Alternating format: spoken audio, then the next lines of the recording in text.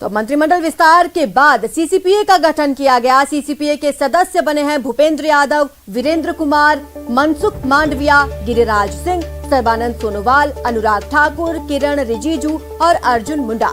सीसीपीआईए के सदस्य बने हैं ज्योतिरादित्य सिंधिया, नारायण राणे, अश्विनी वैष्णव। सीसीएस में आरसीपी सिंह है, अश्विनी वैष्णव है, भूपेंद्र यादव और किशन रेड्डी को इसमें शामिल किया गया। तो आपको बता दें कि मंत्रिमंडल विस्तार के बाद एक कैबिनेट कमेटी का गठन किया गया है। इन कमेटियों में अनुराग ठाकुर, किरण रिजिजू, तमाम युवा चेहरों को यहां पर जगह दी गई है। ज्योतिरादित्य सिंधिया को सीसीपीआईए में जगह मिली है, नारायण राणे को, अश्विनी वैष्णव को भी जगह दी गई है। आज की बड़ी खबर आपको बता रहे हैं, मंत्रिमंडल विस्तार के बाद केंद्रीय कैबिनेट कमेटियों का गठन किया गया है।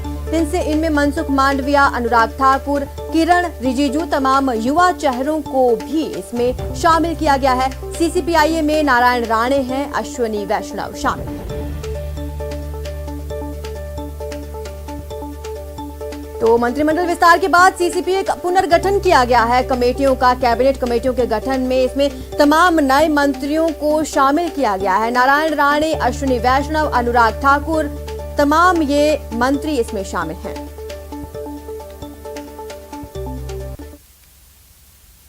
इसी बीच दुखद खबर आ रही है, पूर्व क्रिकेटर यशपाल शर्मा का निधन हो गया। आज सुबह दिल का दौरा पड़ने से उनका निधन हुआ। यशपाल शर्मा का हार्ट अटैक से निधन बताया जा रहा है। बता दें 1983 के वर्ल्ड कप टीम के वो सदस्य थे और आज सुबह दिल का दौरा पड़ने से उनका निधन हो गया है। उनका हार्ट अटैक से निधन हुआ। पूर्व क्रिकेटर यहाँ रहे हैं यशपाल शर्मा, उनका आज निधन हो गया।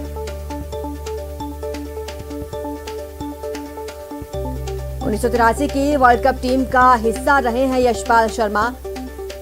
आज सुबह दिल का दौरा पड़ने से उनका निधन हो गया।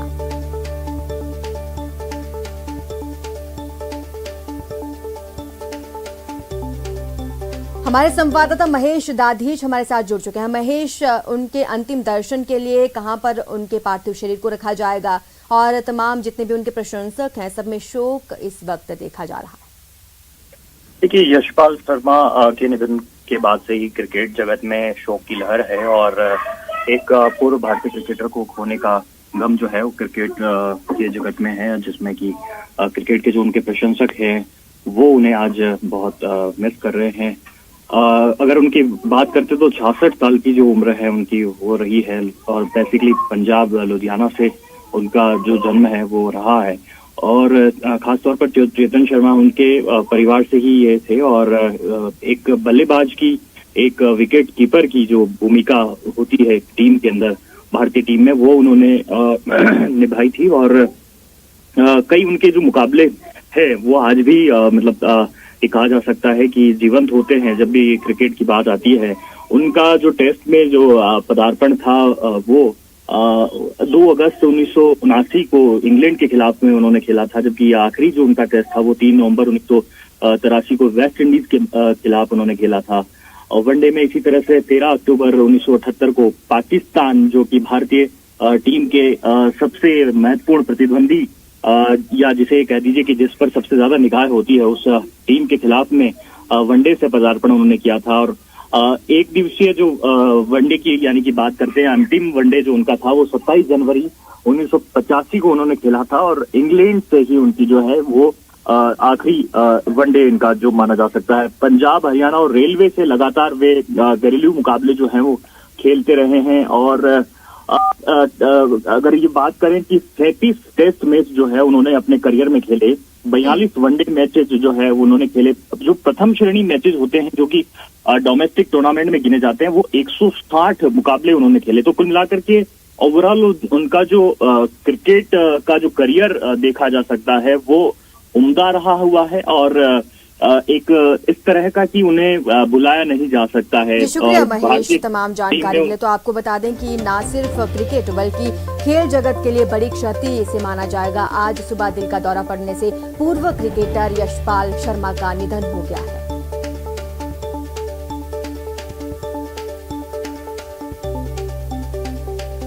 आज की दुखद खबर आपको बता रहे हैं, पूर्व क्रिकेटर यशपाल शर्मा का निधन हो गया है। यशपाल शर्मा ने 37 टेस्ट मैच खेले हैं। 1983 विश्व कप विजेता टीम के वो सदस्य रहे हैं। क्रिकेट जगत को बड़ी क्षति आज पहुंची है। दिल का दौरा पड़ने से पूर्व क्रिकेटर यशपाल शर्मा का आज सुबह निधन हो गया। यशपाल शर्मा क्रिकेट जगत के जाने माने चेहरे थे, कई लोगों के लिए प्रेरणा का स्रोत रहे हैं। यशपाल 1983 में विश्व कप जब जीता था टीम में, उस टीम के ये सदस्य रहे हैं और पूर्व क्रिकेटर का आज दिल का दौरा पड़ने से निधन हो गया। खेल जगत में शोक की लहर इस वक्त देखी जा रही है।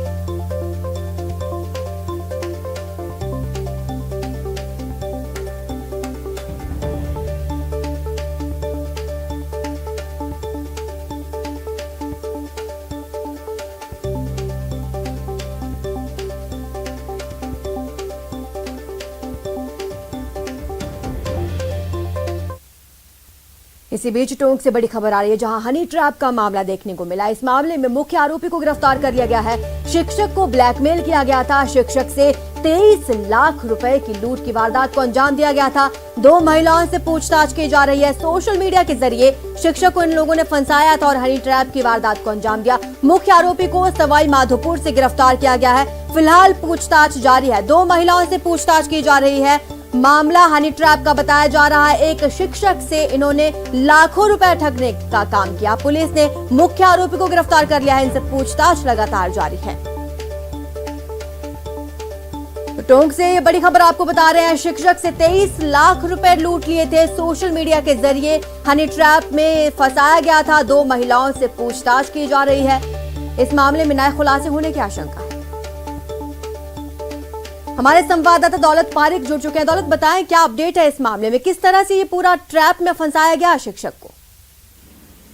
देखिए आज मैं आपको बताना चाहूंगा कि ये टोंक जिले के उनियारा उपखंड का मामला है और एक शिक्षक को फोन करके यानी कि फेसबुक के जरिए मैसेंजर पे फोन करके फंसाया गया था और ये मामला सुर्खियों में रहा। 23 लाख रुपए की इससे ऐंठे गए थे और इसने मामला दर्ज कराया। उसके बाद में पुलिस ने प्रयास किया उसकी कॉल डिटेल निकाल करके सवाई माधोपुर से कल इस मुख्य आरोपी को गिरफ्तार किया है और 2 उसके जो महिला साथी है उनको गिरफ्तार करने की कोशिश की जा रही है। इस शिक्षक को एक जगह बुला करके पहले से वहां पर कुछ लोग मौजूद थे, उन्होंने बंदूक की नोक पर या हथियारों की नोक पर उस महिला के साथ अश्लील हरकत करने को कहा और वो वीडियो बनाया और उसको फिर दबाव बनाया, ब्लैकमेल किया और इस शिक्षक से 23 लाख रुपए ऐंठ लिए थे और अब पुलिस ने मुख्य आरोपी को गिरफ्तार करने में कामयाबी मिली है। तो अभी मुख्य आरोपी से पूछताछ की गई है। कोई बड़ा खुलासा हुआ है इसमें या होने की आशंका, क्योंकि एक हनी ट्रैप गैंग लगातार काम कर रहा है, और क्या किसी बड़े गैंग होने का खुलासा इसमें हो सकता है?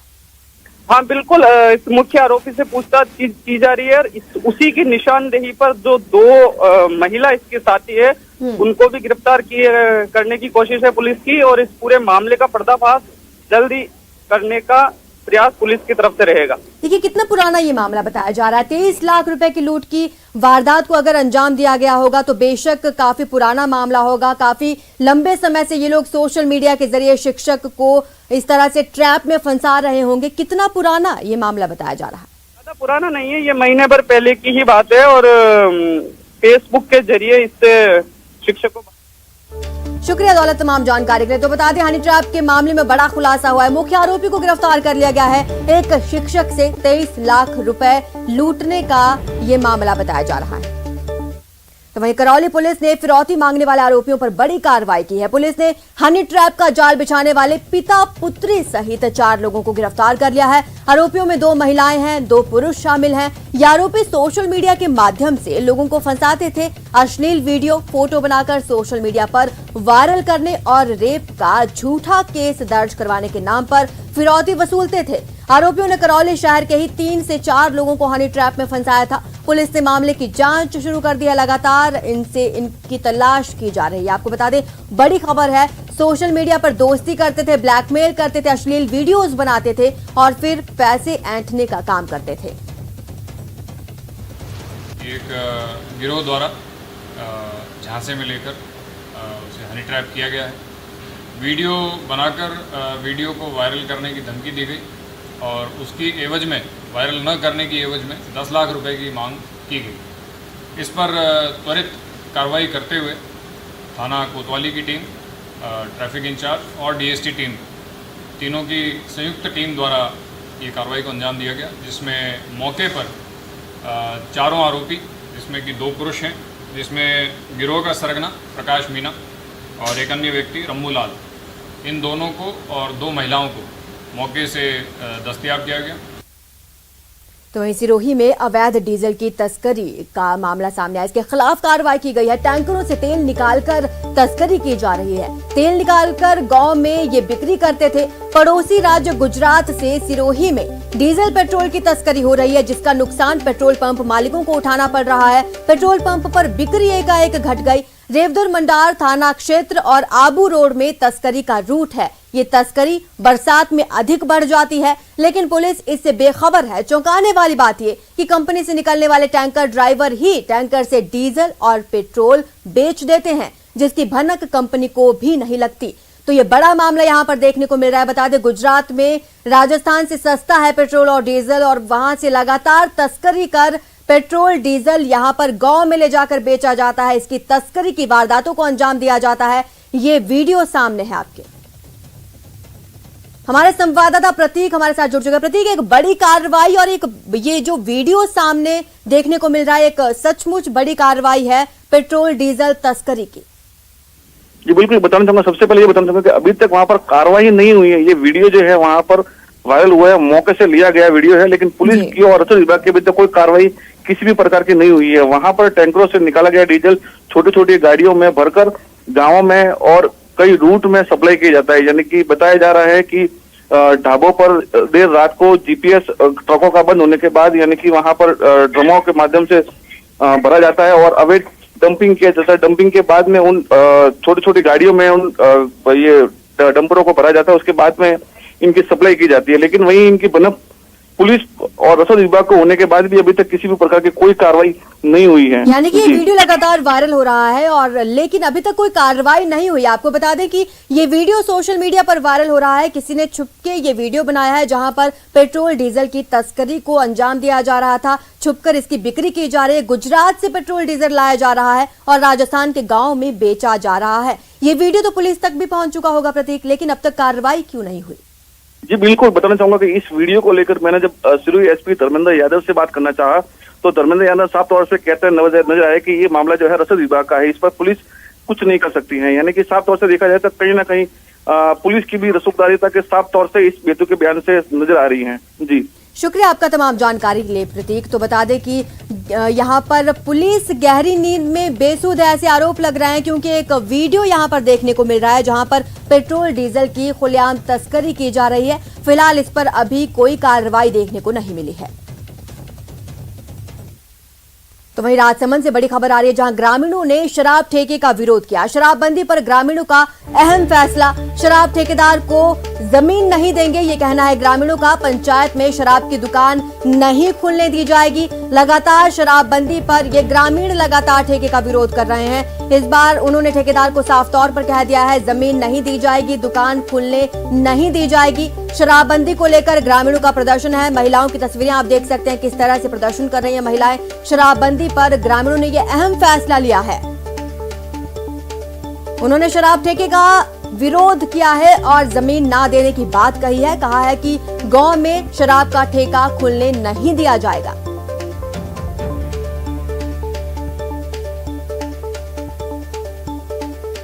हमारे संवाददाता अल्केश हमारे साथ जुड़ चुके हैं। अल्केश, किस तरह से विरोध जताया जा रहा है ग्रामीणों द्वारा? जी मैं आपको बता दूं, राजसमंद वो जिला है जिसने लोकतांत्रिक तरीके से शराबबंदी आंदोलन को बल दिया है। राजसमंद की पहले भी 3 पंचायतें लोकतांत्रिक तरीके से शराबबंदी को लागू कर चुकी हैं। ऐसे में ये हमेला की वेर पंचायत का जो पूरा मामला है, हमेला की वेर पंचायत में भी शराबबंदी के लिए मतदान होना था। 15 अप्रैल को मतदान होना था, लेकिन कोरोना के संक्रमण को देखते हुए और यहाँ तत्कालीन उस समय विधानसभा उपचुनाव की जो गतिविधियां संचालित हो रही थी, तो ऐसे में देखते हुए यहाँ पर जो शराबबंदी को लेकर जो मतदान होना था वो स्थगित हो गया। उसके बाद जो आबकारी विभाग है, आबकारी विभाग ने इस इलाके के लिए शराब की लॉटरी निकाली और किसी बाहरी व्यक्ति ने यहाँ शराब की दुकान को अलॉट करवा लिया। शुक्रिया इनके इस तमाम जानकारी के लिए। तो आपको बता दें कि यहाँ पर राजसमंद जिले से ये बड़ी खबर है, जहाँ पर ग्रामीणों ने साफ तौर पर कह दिया है कि गांव में शराब का ठेका खुलने नहीं दिया जाएगा। महिलाएं और ग्रामीण मिलकर लगातार इसका विरोध जता रहे हैं।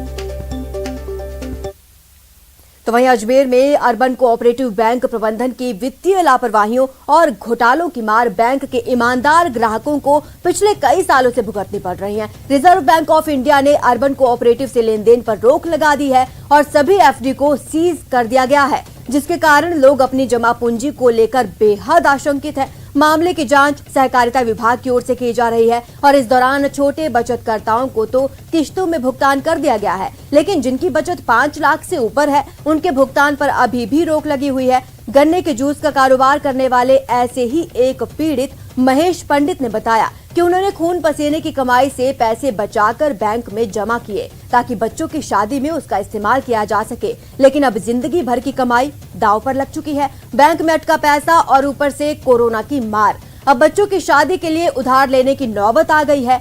पीड़ित ने केंद्र और राज्य सरकार से मांग की है कि इस मामले में जल्द से जल्द फैसला लेकर ग्राहकों की जमा राशि का भुगतान किया जाए। सहकारी विभाग के उदयलाल अंजाना से सिफारिश करना चाहता हूं कि 15 साल से मेरे बैंक के पैसे अटके हुए हैं, अर्बन कोऑपरेटिव बैंक से दिलाया जाए। और मैं वैसे ही मेरी बच्ची की शादी है, पैसे की व्यवस्था करनी है, मकान भी ठीक कराना है मेरे को, तो जल्दी से जल्दी मेरे पैसे दिलाए जाएं। अभिजीत हमारे साथ जुड़ चुके हैं। अभिजीत, लोग पाई पाई जोड़कर बैंक में अपना पैसा जमा कराते हैं, जिस तरह से इन्होंने बताया कि अपने बच्चों की शादी के लिए पैसा जमा कराया था और इस तरह से पैसा फ्रीज हो जाए तो सचमुच ये एक बहुत ही मतलब दिल को दुख पहुंचाने वाली खबर है। 10 साल से करीब का वक्त बीत चुका है। अजमेर अर्बन कोऑपरेटिव बैंक में जो वित्तीय अनियमितताएं तत्कालीन प्रबंधन की ओर से की गई थी, उसका खामियाजा सैकड़ों जो निवेशक हैं जो उनको भुगतना पड़ रहा है। हालांकि जमा राशियों पर जो रिजर्व बैंक ऑफ इंडिया की ओर से जो रोक लगाई गई थी, उसमें से समय के दौरान कुछ राहत दी गई थी और जो छोटे जमा करता थे उनकी राशि को रिलीज कर दिया गया था। लेकिन अभी भी 5 लाख से ऊपर के जिन जमाकर्ताओं की राशि बैंक में अटकी पड़ी है, चाहे वो एफडी के रूप में हो या किसी अन्य मद के रूप में हो, उनको अभी भी उनका जमा पैसा जो है रिलीज नहीं किया जा रहा है। समय समय पर जो कई तरह के आंदोलन भी हुए हैं, कलेक्टर को ज्ञापन दिए गए हैं, केंद्र और राज्य सरकार के तमाम जो जिम्मेदार मंत्री हैं उन्हें ज्ञापन देकर उनसे मांग भी की गई है, केंद्रीय वित्त मंत्री तक को पत्र लिखा गया है, लेकिन अभी तक भी जो 5 लाख से ऊपर के जो निवेशक करता है उनको किसी तरह की कोई राहत नहीं मिली है। और जिस तरह के दौर अभी चल रहा है, पिछले 1.5 साल से कोरोना के चलते आर्थिक गतिविधियों पर बहुत लगाम कसी है, लोग जो है वो को लेकर काफी परेशान रह रहे हैं। ऐसे ही कुछ निवेशक हैं जो अपनी पीड़ा को लेकर एक बार वापस से मुक्त हुए हैं। और चूंकि अजमेर, शुक्रिया अभिजीत तमाम जानकारी के लिए। तो आपको बता दें, अर्बन कोऑपरेटिव बैंकों में लोगों का पैसा फंस गया है और इस वजह से लोग परेशानी में हैं। तो वहीं पोखरण से बड़ी खबर आपको बता दें, पोखरण में आकाशीय बिजली गिरी है और बिजली गिरने से एक युवक की मौत की खबर आ रही है। सनावड़ा गांव निवासी है ये युवक, गिरिधर सिंह का नाम बताया जा रहा है। रात भर क्षेत्र में बारिश हुई और बिजली गिरने से गिरिधर सिंह नामक युवक की मौत हो गई। ये सनावड़ा गांव का रहने वाला बताया जा रहा है। बड़ी खबर पोखरण से आपको बता रहे हैं, जहां आकाशीय बिजली का कहर देखने को मिला, एक युवक की मौत की खबर आ रही है। लगातार राजस्थान में आकाशीय बिजली का कहर देखने को मिल रहा है। अब तक 23 लोगों की मौत हो चुकी है और ये बड़ी खबर अब पोखरण से आ रही है, जहां एक गांव में बिजली गिरने से युवक की मौत हो गई।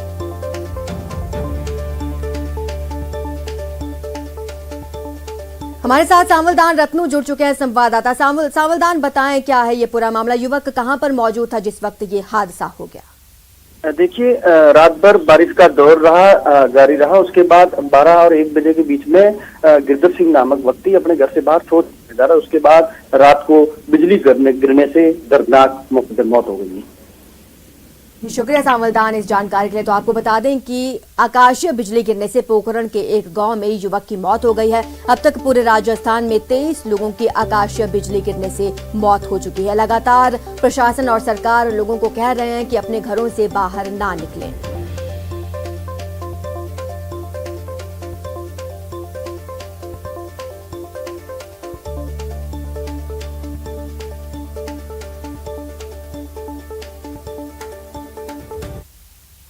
तो वहीं झुंझुनू के सिंघाना से बड़ी खबर है। आकाशीय बिजली गिरने से यहां छात्र की मौत हो गई है। 15 साल का ये छात्र बताया जा रहा है जिसकी मौत हो गई है। खेत में काम करते समय ये हादसा हो गया। सिंघाना थाने के ईशकपुरा गांव की एक घटना बताई जा रही है। यहां भी आकाशीय बिजली का कहर देखने को मिला। खेत में काम करते हुए एक बच्चे की मौत हो गई है। जयपुर में जेडीए टीम की कार्रवाई देखने को मिली। अवैध निर्माण के खिलाफ ये कार्रवाई हुई है। जयकरनी नगर में जेडीए की कार्रवाई हुई।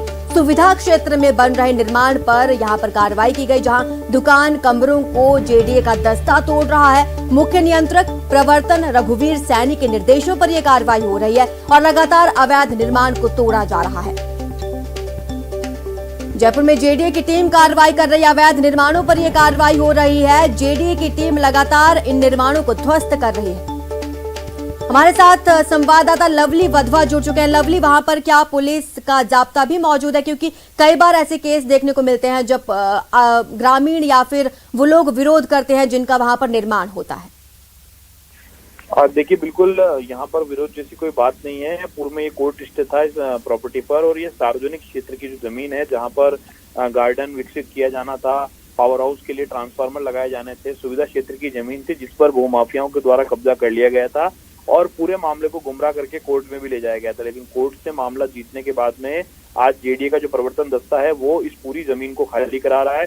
जयकरनी नगर ये पौष इलाका है निवारू रोड के आसपास का, जहां पर कॉलोनी के मध्यस्थ जो बीच में आपको नजर आ रहा, पीछे इमारतें आपको दिख रही है, उसके सामने की ओर ये गार्डन एरिया था जहां पर ये कब्जा किया गया था। इन दुकानों को, इन मकानों को और ये जो निर्माण अवैध रूप से किए गए थे, तात्कालिक रातों रात खड़े किए गए थे, इन्हें तोड़ने की और ध्वस्त करने की कार्रवाई जो है वो जेडीए की जो प्रवर्तन टीम है वो यहाँ पर कर रही है। आपको बता दें, आधा दर्जन से ज्यादा निर्माण जो है वो इस कॉलोनी के अंदर चिन्हित किए गए हैं, जहां पर इस वक्त जो है अवैध निर्माण के खिलाफ जो जेडीए का जो पीला पंजा है वो लगातार कार्रवाई को अंजाम दे रहा है। इस दौरान मौके पर जो स्थानीय थाना पुलिस है, प्रवर्तन दस्ते की जो टीम है और भारी पुलिस बल जो है वो मौके पर तैनात किया गया ताकि कोई अप्रिय घटना जो है वो इस पूरी कार्रवाई के दौरान ना हो। जब भी अवैध निर्माण किया गया था लवली, तभी प्रशासन की नजर में आ गया था, उसी वक्त से स्टे है या फिर कुछ सालों के बाद इस पर नजर पड़ी और ये कार्रवाई को अंजाम दिया गया? जब अवैध निर्माण हुआ था तब जेडीए ने इस पूरे मामले को लेकर के निर्माणकर्ता को नोटिस जारी किए थे। मामला कोर्ट में चला गया, कोर्ट से लगातार स्टे चल रहा था, कोरोना का काल था। शुक्रिया लवली तमाम जानकारी के लिए। तो आपको बता दें कि जयपुर में जेडीए की टीम लगातार कार्रवाई कर रही है। पीला पंजा यहां पर अवैध निर्माण पर चल रहा है। वहीं लोकसभा अध्यक्ष से ज्योतिरादित्य सिंधिया ने मुलाकात की। सिंधिया ने ओम बिड़ला से मुलाकात की है और बिड़ला के घर जाकर शिष्टाचार भेंट की है। हाल ही में केंद्रीय कैबिनेट मंत्री बने हैं ज्योतिरादित्य सिंधिया और केंद्रीय नागरिक उड्डयन मंत्री बने हैं सिंधिया, जिसके बाद उन्होंने लोकसभा स्पीकर से शिष्टाचार भेंट की है। तस्वीरें आप देख सकते हैं। बिड़ला के घर जाकर उन्होंने मुलाकात की। केंद्रीय कैबिनेट मंत्री बनने के बाद ये उनकी पहली मुलाकात बिड़ला से।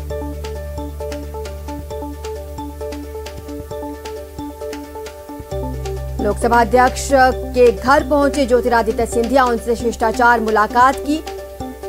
हाल ही में केंद्रीय कैबिनेट मंत्री बने हैं ज्योतिरादित्य सिंधिया, जिसके बाद पहली बार उन्होंने लोकसभा स्पीकर ओम बिड़ला से शिष्टाचार भेंट की।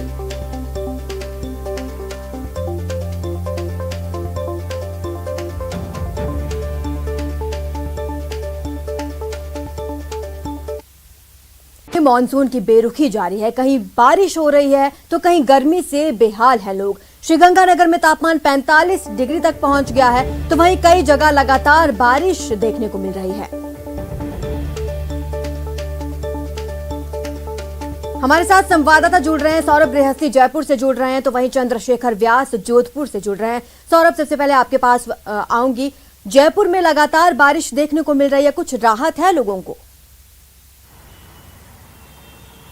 देखिए, मैं आपको बता दूं कि मानसून के राजस्थान में प्रवेश किए करीब 20 दिन से ज़्यादा का वक्त हो चुका है, लेकिन राजधानी जयपुर में महज 2 बार ही बारिश हुई है और उसके बाद लगातार मानसून की बेरुखी जयपुर में भी देखने को मिल रही है। और कह सकते हैं कि इस वक्त लगातार उमस और तेज धूप जो है वो लोगों को परेशान कर रही है। हालांकि मौसम विभाग ने जिस प्रकार से बताया था कि अब 10 जुलाई के बाद से लगातार प्रदेश में मानसून सक्रिय रहेगा, लेकिन रविवार की बारिश को छोड़कर राजधानी में देखें तो एक तरह से सूखा सा ही एक तरह मंजर देखने को मिल रहा है, क्योंकि आमतौर पर जुलाई के महीने में बारिश की झड़ी जो है वो लग जाती है राजधानी जयपुर समेत प्रदेश के कई हिस्सों में। लेकिन इस वक्त जो है वो राजधानी के लिहाज से कहा जा सकता है कि उमस जो है वो लगातार लोगों को परेशान कर रही है। और मौसम विभाग का हाल फिलहाल कहना है कि हल्की फुल्की बारिश का जो दौर है वो देखने को मिल सकता है, लेकिन जिस प्रकार की झड़ी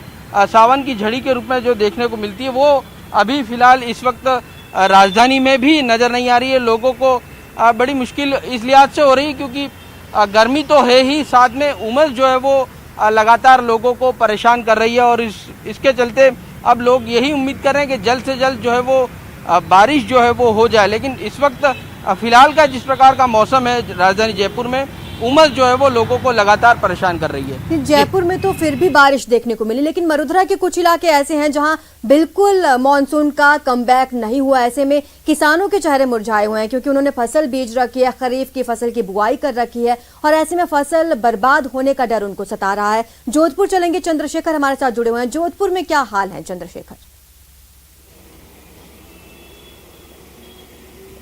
देखिए आरजू, जोधपुर की बात करें तो जो मामूली बरसात देखने को मिली 2 दिन पहले, उसके बाद जो है लोगों को इंतजार है लगातार बरसात का।